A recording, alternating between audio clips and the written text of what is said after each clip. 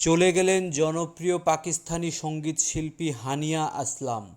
গতকাল সোমবার হানিয়া মারা যান বলে জানিয়েছে পাকিস্তান ও ভারতের সংবাদ মাধ্যমগুলো। ইনস্টাগ্রামে গায়িকার চাচাতো বোন জেব ওরফে জেব বঙ্গশ এ খবর নিশ্চিত করেছেন। সঙ্গীতশিল্পী হৃদযন্ত্রের ক্রিয়া বন্ধ হয়ে মারা গিয়েছেন বলে জানা গেছে। হানিয়ার অনেক গানের সঙ্গীও ছিলেন জেব। কোক স্টুডিও পাকিস্তানে গান গেয়ে ব্যাপক জনপ্রিয়তা পান হানিয়া ও জেব। শোতে এই জুটির হিট গানের অন্যতম চল দিয়া গানটি। আজ সকালে জেব ইনস্টাগ্রামে বেশ কয়েকটি ছবি শেয়ার করেন।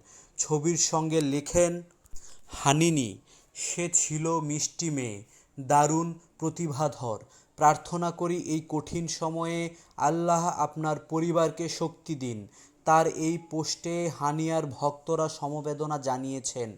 হানিয়া আসলাম করাচিতে জন্মগ্রহণ করেন। যুক্তরাষ্ট্র, যুক্তরাজ্য ও কানাডায় পড়াশোনা করেন তিনি। আমি নিশ্চিত নই যে আমি সঙ্গীত অনুসরণ করতে শুরু করেছি নাকি সঙ্গীত আমাকে অনুসরণ করতে শুরু করেছে।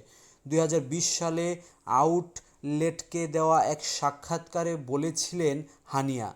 হানিয়া আসলামের মৃত্যু সংবাদ টুইটারে ভাগ করে নেন পাকিস্তানের হকি দলের সাবেক অধিনায়ক ফাসি জাকাও। তিনি লেখেন, হানিয়া আসলাম প্রয়াত হয়েছেন। কি প্রতিভাবান সঙ্গীতশিল্পী ছিলেন। তিনি শান্তিতে ঘুমান। খবরটি সত্যিই দুঃখজনক।